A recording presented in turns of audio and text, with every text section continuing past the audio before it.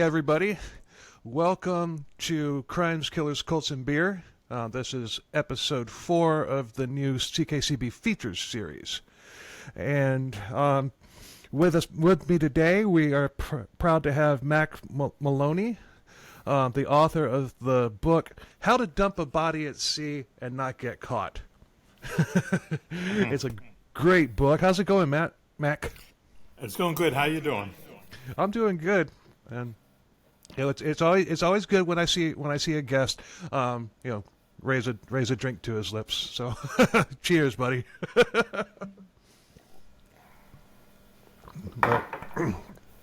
but okay, this is the Ferrari story, and I'm just gonna let you set it up and tell what the book is, because you're better equipped to say that than I am.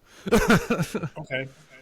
Well, just a little bit of background. I mean, I've been writing books for many years. I think this is my 63rd book.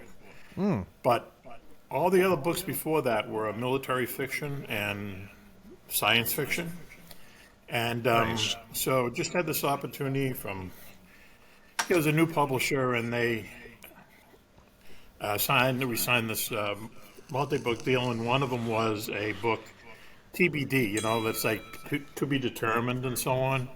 Mm-hmm. So I said, why not? Why not just write something that's just completely away from what you've been writing for all these years? So in the meantime, as I was telling you off air, my neighbor is someone who is kind of a character, and he would tell me all these stories about growing up in Boston, in the Boston area, and how there are people that he was associated with that were, not really mob guys, but they were Shady. kind of, low-level criminals and scammers and stuff like that. And he just had so many of these kind of fascinating stories in a way, and so he wrote them down, turned them into a book. Yeah, and my God, it for our listeners, this book, this story, is on the level crazy of Michael Malloy. And our listeners will get that reference, and because that was the first ever CKCB episode. But I was telling somebody it's Michael Malloy meets Forrest Gump meets The Godfather. Yeah, perfect description. Yeah, and I started reading the book. I mean, we've been exchanging emails for like 2 months, and and it's just I'm swamped and everything. I got to it, and and once I started reading it, once I got past the first couple of pages, I could not put the thing down. It's really good to hear. Believe me, for an author to hear that, you can't get better compliments. So thank you. Oh, you're welcome. I mean, it's I mean, in this book, you're going to learn how not to burn a car, and and reading that section, I was just like, I'm thinking to myself, you know what? If I had to burn a car and I had the exact same materials, I'd probably be dead. Me too. Absolutely. I mean, you always think you put the gasoline in the car and you just throw a match in. No, they'll be picking up pieces of you. You stand 20. It's the vapors that blow up. It's not the gasoline. Mm-hmm. It's the gasoline vapors that catch on fire. And you got to be standing a good distance away for when it blows. And so it's an instructional book as well.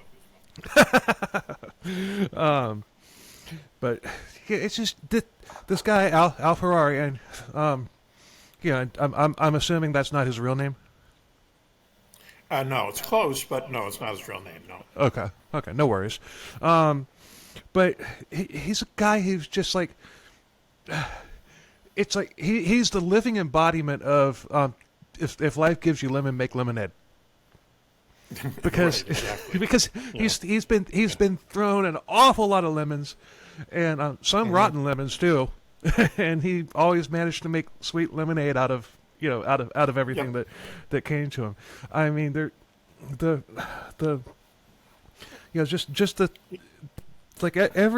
a collection of stories, and I'm guessing, I don't want to give too much away, but I'm guessing that because like each chapter it'll have like the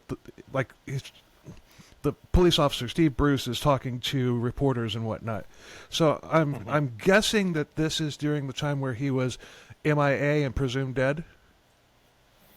Right. Yes. Yeah. I mean, it does follow a timeline, and the way that the story is told is through interviews with people who knew Al Ferrari, cops and family members, and then Al himself.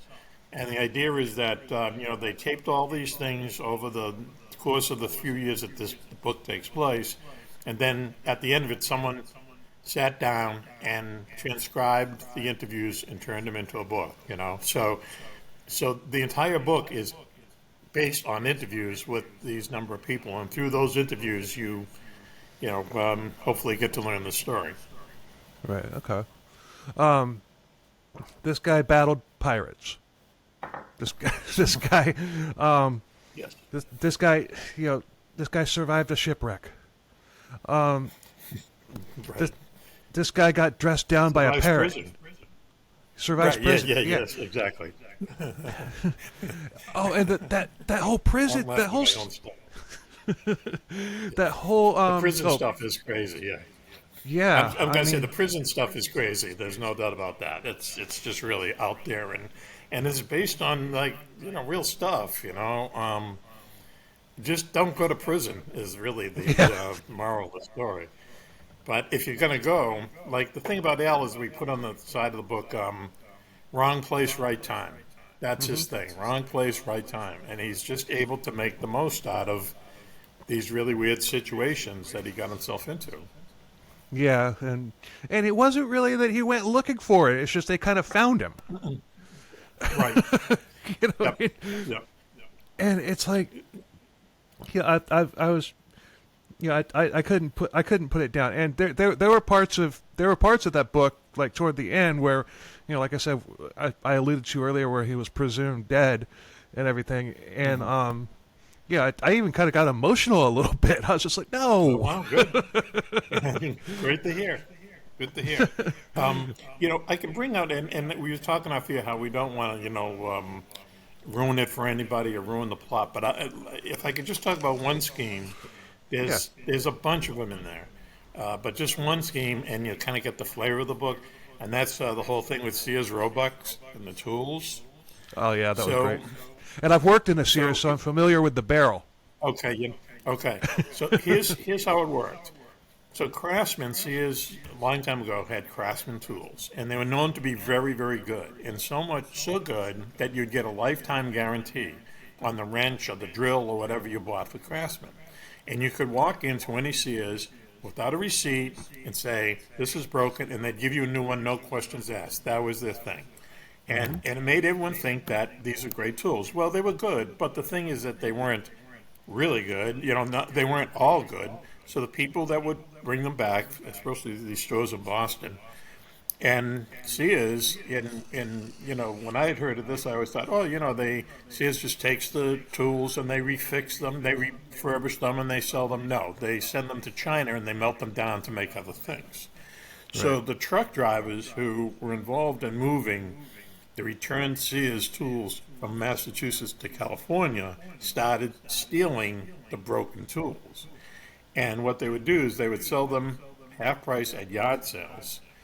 And people in the know would say, oh, Craftsman, they take out a drill, it's broken, they pay half price for it. They go to Sears, say, I want a new drill, and then get a new drill, basically for half price. That was the scam. But the problem is, did I explain that right? I'm trying to do it as simple as possible.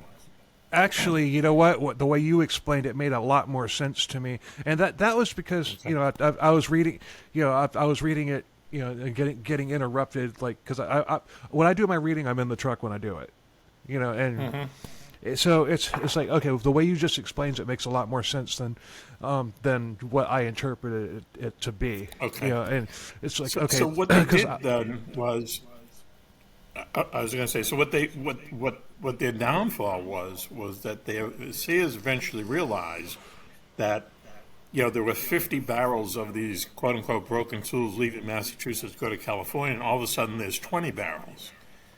And they go, where'd those other 30 barrels of this things go? So it's interstate crime. So they put the FBI on it, and Al is just taking a friend of his place at this, this swap meet this one afternoon here up in Massachusetts, and these undercover FBI agents come up and they buy all the tools and they arrest him for interstate commerce, felony, whatever, the works. But it turns out that Sears didn't want any publicity from this, and the FBI basically let him go. They confiscated his money. He was already kind of on parole. He could have went right back to jail, but because Sears did not want to make a big deal out of it, he got to go scot-free. And, that doesn't happen to many people. No. But it happened to him. The plum story. Yeah, I mean, I can. Yeah. We can tell the plum story. Yeah. The plum story is, as I say, we're up in the Boston area, and there's a part of Boston called the North End, and you would go there, and you would swear that you're in Italy. It's all Italian restaurants. Everyone speaks Italian. Not so much these days, but still, kind of very, very much an Italian enclave, and the best Italian food like in the world. So anyway, they set up a fruit stand in the middle of this very, very busy part of Boston. And they're selling fruit, and Al and his buddy get hired there. They're the only ones that can speak English at this place. Everyone else speaks Italian, except their boss. And it turns out that he's actually doing it because he owes the mob money, because he's bad at betting the horse racing.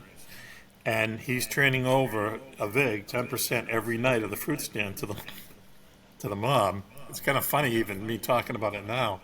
And these two knuckleheads steal the money without knowing it's going to the mob. And it all happens because they give a plum to these cute chicks who are always walking around where this fruit stand was set up. There's a municipal pool like a block away. And there's just like a parade of, cute girls in bikinis and stuff going back and forth. They couldn't help it. They start giving away the free fruit. That leads to them going on. They're supposed to go on a date. They steal the money. The date doesn't happen. Everything goes wrong. They have to go and apologize to this kind of Godfather guy. And he's okay with it. But as they're walking out the door, the Boston police raid the place and they get arrested. And that's how he goes to jail. Over a plum. It's crazy. Even talking about it now is kind of fun. Yeah. I mean,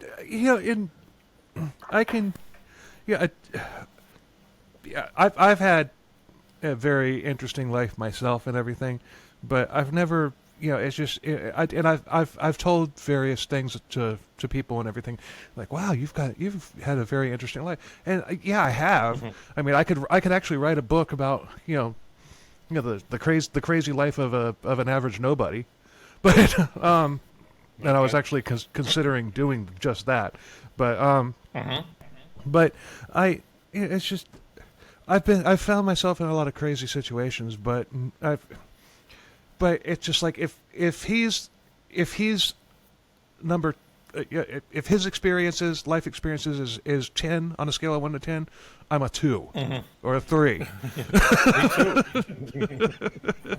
Yeah, me too. The funny thing is that he doesn't gamble, and I tell him all the time. I said, "Man, you should, get lottery tickets or something, because, you'll probably lose 100 times, but the 101st time you win, it's going to be like $1 million. No That's kidding. how your life goes." And but he refuses to gamble. So he's a funny guy. In real life, he's a funny guy.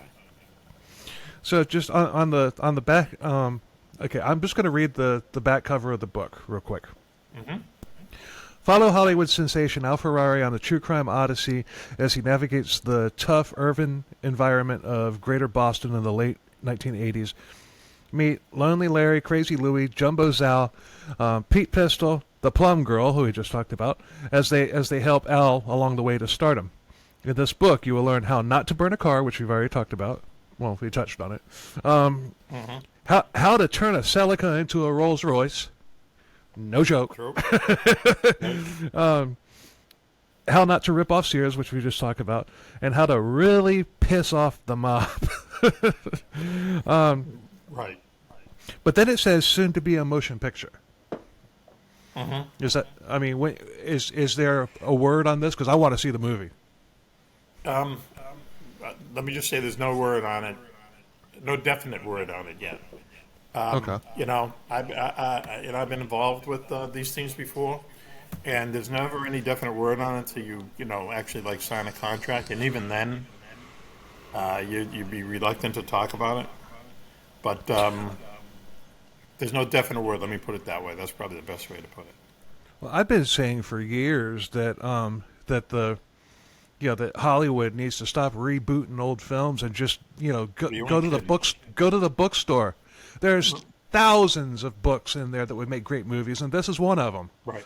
You know, I couldn't agree with you more as far as rebooting movies, because it's like it just shows, and Hollywood is just like a really kind of weird business anyway, but it just shows a lack of imagination for the people out there, that instead of taking something new, original, take a book off the shelf and make a movie of it. Yeah, they're rebooting, Never-ending Top story. Gun is okay, but they're in Beverly Hills Cop, and come on, come up with something original, something that people, would be interested in seeing, as opposed to, well, this is a date night movie, we just go, I saw that that's they're getting ready to attempt Knight Rider again. This would be the second time that they have attempted to reboot Knight Rider. The first time failed. This one's going to fail even harder because they're using an '80s style Trans Am. Yeah. At least in the first attempt, they used a car that was current. Well, look at Spider-Man. Look at the Spider-Man franchise. How many times do they reboot? It's Superman. Same thing. Yeah. It's like everyone knows the Superman origin story. Everyone knows kind of the Spider-Man story. Why do you have to go back to the origin stories like 3 or 4 times? They're superheroes. People know about them. They want to see these people in an adventure. They don't want to see how they were born, came to Earth. You don't want to see it for the 5th time. And they tell it differently every time. Yeah, Hollywood definitely has a lack of imagination. But the problem is they make a lot of money on reboots. Not for me. That's why they do it. Yeah, I know, but I agree. But there's a lot of people who, are going to going to watch Knight Rider and think it's the new thing, So, they don't have to enjoy it. They just have to buy the ticket and turn on the channel. So, true. But yeah, it's just. But I would actually. You know what? To hell with the movie on this. I'd like to see like a 3 or 4 part miniseries, like on Netflix or cool. Amazon. Yep. That would do more justice to the story than a movie would. Yeah, I agree with you there. It's like in episodes. It's like in chapters, and it would really lend itself a lot to like a Netflix series or something. I agree with you there. Yeah, you could even have like somebody with a very distinct voice, like Morgan Freeman or something, narrating it as it goes, and It'd be funny. I mean, the book is a very easy read too. It's 175 pages, and it's a really easy read. It's not like like a Stephen King book where there's 3 pages. He looked out the window. He saw a dog, and the dog reminded him of when he was 3 years old when he stubbed his toe after when he was looking at a bird that was flying through the air. It's just. No, I love Stephen King. Don't get me wrong. Yeah, I love Stephen King, but don't. But still, some of his work can be a little tedious. Yeah, a lot of it is tedious, frankly. But here's the thing, is that, and I know this only because I've written so many books, is that people think that if it reads quickly, that means that you wrote it quickly. But that's the opposite is true. It reads quickly because you edit it and you re-edit it. Like I re-edited this book 5 times, and just to make sure that everything is concise, every sentence moves to the next in the chapter, and then it moves along. You don't want to give anyone any excuse to be distracted. So Stephen King books, I mean, it's great if you want to get into them and get really into them. And the same thing with Harry Potter and all these like really really long books. If you got the time and the wherewithal to really delve deep into these things, that's great.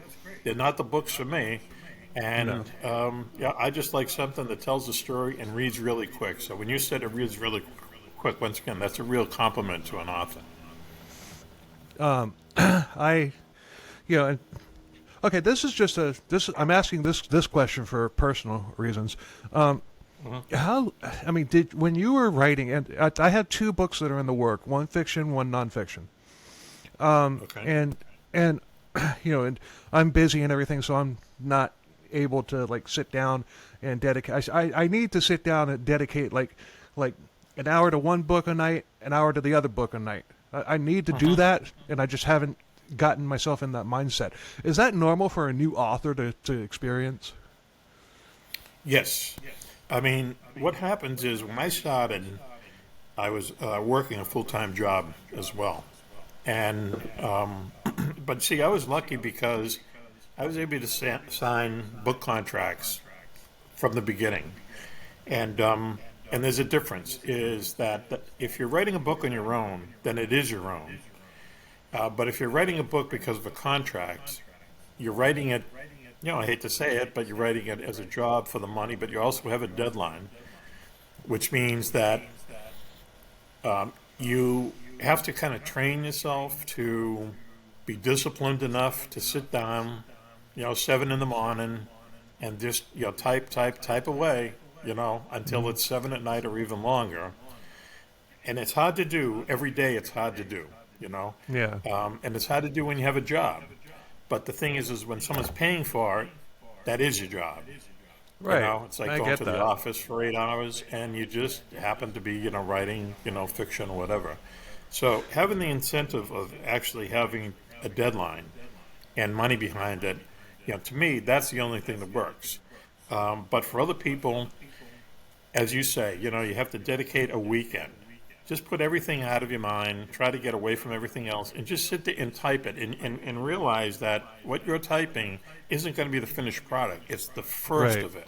But that Right. first draft is the most important thing because everything else, all you have to do is massage that. You know what I mean?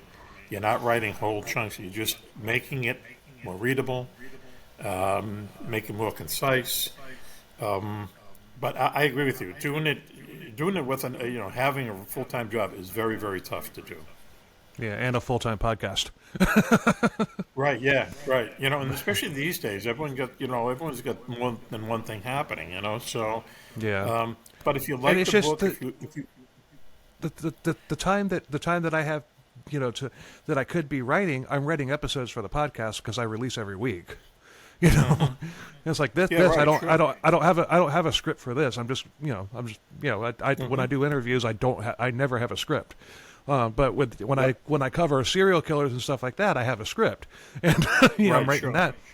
One of the books Yep. that I'm writing, the fiction one, back in episode 50, it was April Fool's Day, and I wrote a fake true crime story about it was called The Dust Bowl Killer.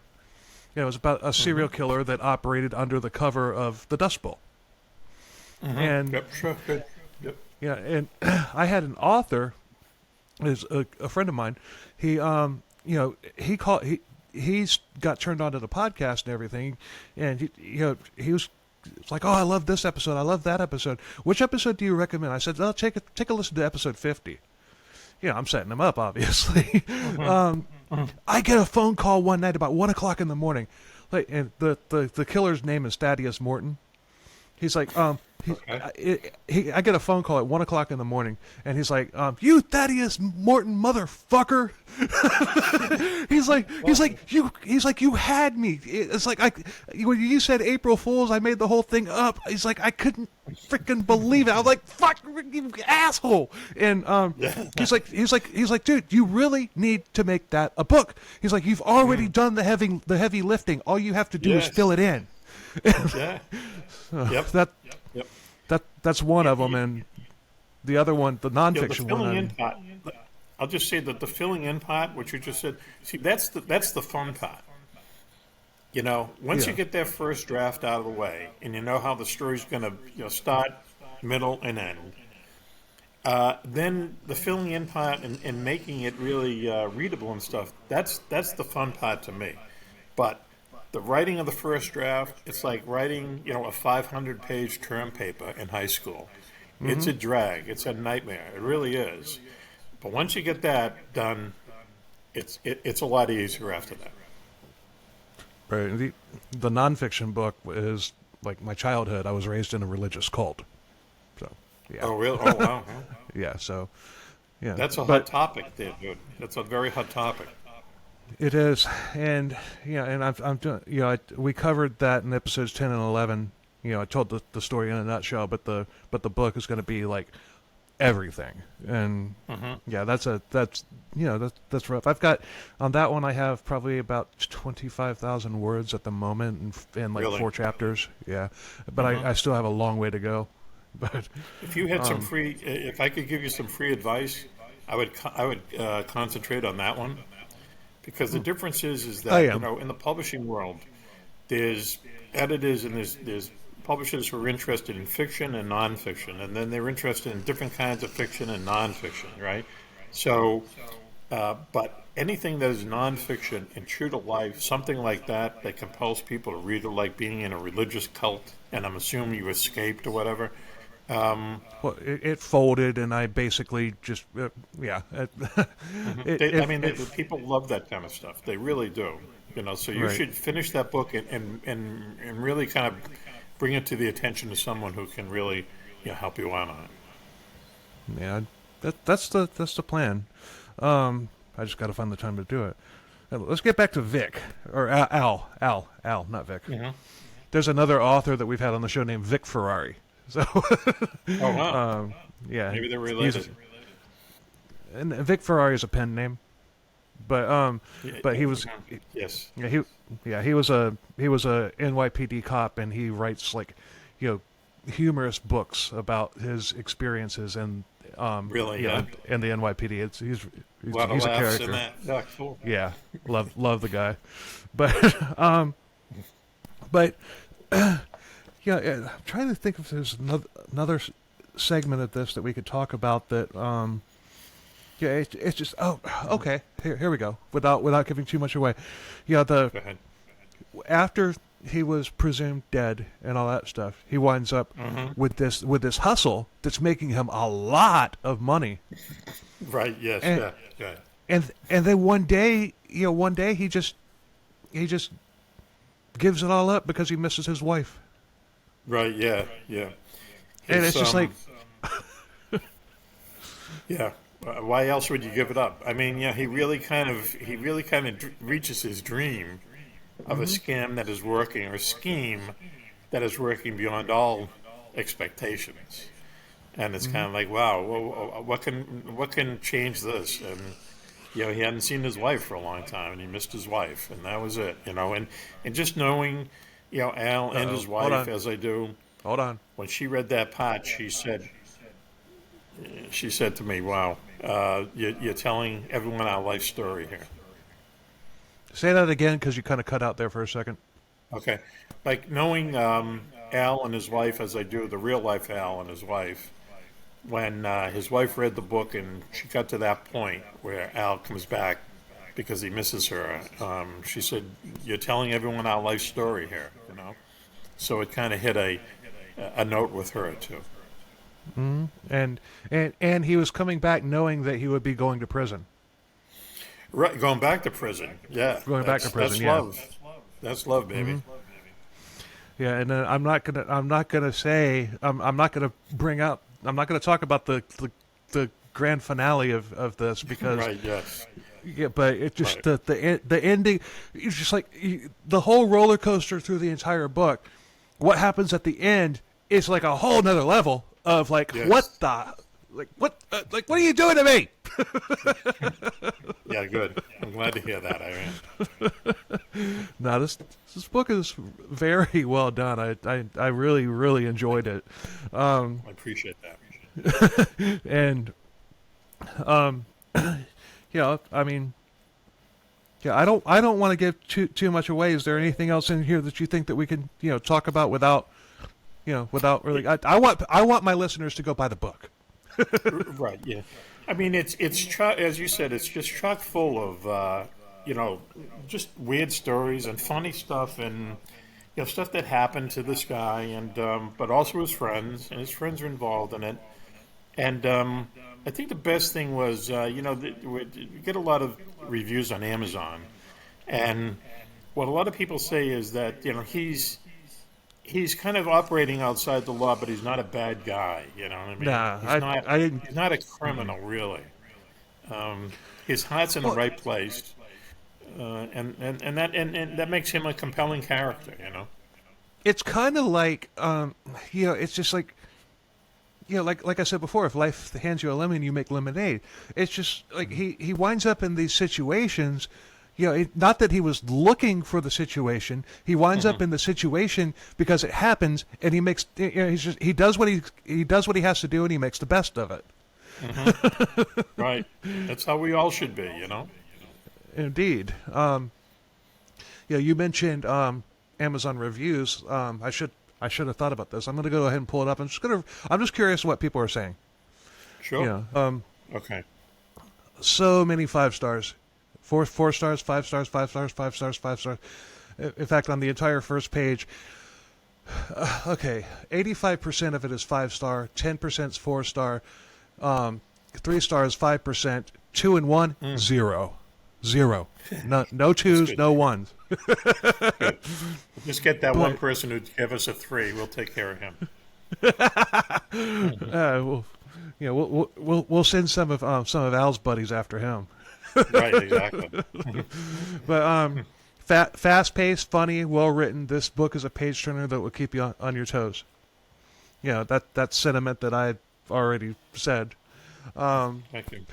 Having grown up in Al's neighborhood during that period, I could easily relate to many of his antics. An easy, fun novel, well-written. Except it's not exactly a novel, though. No, it's a little bit it's fictionalized, let's say. Embellished a little. Not much, but a little. Okay. Great read. Couldn't put it down. If you're looking for something light and fun to read, this is the book for you. Follow the exploits of Al Ferrari, the most unlucky bastard ever. I had a hard time putting it down, if for no other reason than to see if Al would catch a break or have something go his way. Check it out. You won't be disappointed. And I'm going to read one more. What happens when a kid with great luck ends up in a film noir life? Amazing story, even more amazing that it's based in real life. The writing style is great, and the continuity remains, even though the different characters that are telling the story.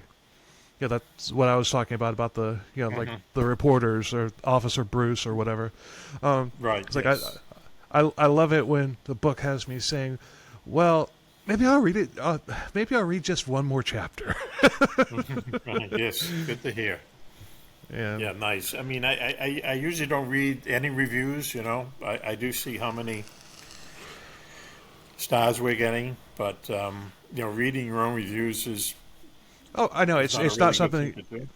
Right, but I hadn't looked at them, and I was, but I would have really hated myself if there had been a bunch of 1 and 2 stars. But I knew that there wouldn't be, so that's why I'm just like, okay, let's take a look. I just knew it. I made a leap of faith and it paid off.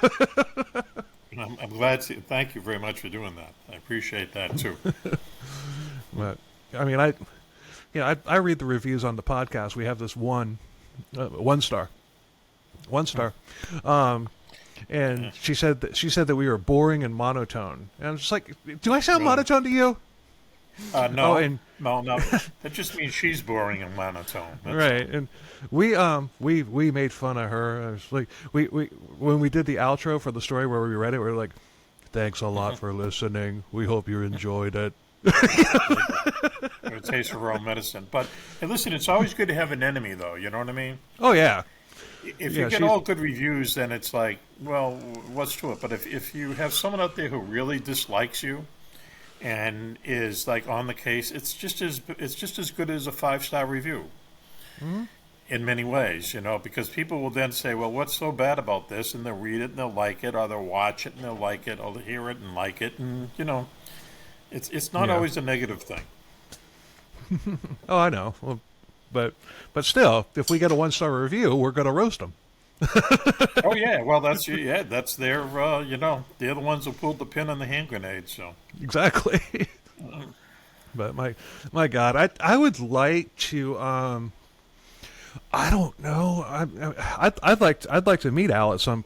As I'm not in person, obviously, because you're in Massachusetts, I'm in Florida. But maybe we could work something out to where the two of you come on. That would be awesome. Okay. And He would like maybe, insist on being he'd have to wear some kind of a disguise because what he does these days, he's in contact with a lot of people who buy high-end cars, and they'd be very surprised if he. Turned out to I be get this get guy. you. He was involved in selling a Lamborghini to a member of Aerosmith, Oh. and which and I don't know if they want to know his life story, frankly. So, so if he came on with a disguise, though, he'd love to do it. Then you'd have a real 3-hour show, believe me, because he can tell the story. And I'm sure there's a lot more than what's in the book. Oh, That's yeah. kind of what I'm thinking. That's kind of where I'm going with this. There's a lot more. There's a lot more, believe me. I mean, just- that one. What I'm thinking is we've never done a live stream before, but what I'm thinking for that one, live stream it. Let that be our first live stream, and people would probably go freaking nuts over that. I mean, it's just. Yeah, but Is there a that would take 7-second delay? Is there a delay? no. You might. Well, you might I don't want know. a I don't know. I don't care about cussing and stuff like that. Okay. All right. That's good. All right. Well, listen, I will talk to him. I think he'd be really pleased to do it, but he would have to be. I mean, I'm in my disguise here. I'm like Kiss. I can't go anywhere without makeup on. But he would probably do it, but he would have to do some kind of in the shadow or profile in the shadow or something like that, because just so he wouldn't feel uneasy doing it. Yeah, just put like a Nixon mask on him and cut the mouth out of it. Okay, that's one road we can go down. Sure. Yep. Yeah, I mean, I could probably I could probably blur him. I've never done that before. Well, it's live, so I wouldn't be able to do that. So he'd have to wear a mask. Right. Well, if we were really going to do this, we could go up to the radio station where we do our show, and we could do it from there. And it'd be a lot easier to do technical wise, Okay. So let's talk about that off air when we have a chance. Okay. I sent in one of the emails I sent you when we were having our technical difficulties. I sent you my phone number. I was like, call me. Okay. But yeah, just send me a text, and I mean, I'm not going to call you out of the blue or anything, but I'll text you, and Yeah, sure. and yeah, we'll get this going. I'm gonna I mean, my co-host has read the book, and he was like bummed that he wasn't able to be here. He's a member of the National Guard, and he got called. Oh wow, huh? Okay. So it's just like there's just nothing you can do about that. But yeah, I mean, we can do this. I mean, this, I'm going to want to promote the hell out of this for like a month so that we can have live listeners, when it happens. Because my co-host and I, we've been talking about, it's like, okay, well, what are we going to do for our first live stream? We need to do a live stream. I think this is it. Okay. All right. We're down for that. Thanks for coming on. I mean, is there anything else you want to say about the book before we part ways? I mean, if people can remember the title, How to Dump a Body at Sea and Not Get Caught, the Ferrari story. Honestly, just go to Amazon. The publisher wants us to, go on a list of places where you can buy it, but just go to Amazon. It's, you know what I mean? It's easier. It's quicker. Yeah, you'll get the book in a day. There it is. Yeah. So we had to design the cover ourselves, which is a whole other story. But it's just it was once we get the heavy lifting done, it was a lot of fun. Yeah, I can't. To CKCB listeners, I cannot stress buy this book, and we'll have a link for it in the in the show notes and everything, the Amazon link and whatnot. I appreciate that. I do. Thank you. Yeah, and all right. Well, we'll definitely be in touch about the the live stream, because I think that would be great. Yeah, that'll be fun. That'll be fun. We're glad to do it, man. Anytime, just let us know. Okay. Let's stay in touch, and thanks a lot for listening. We appreciate it. Definitely buy Mack's book, How to Dump a Body at Sea and Not Get Caught, the Ferrari story, and and like, subscribe, share, and all that stuff. If you like us, tell a friend. If you hate us, tell an enemy. And until next time, later.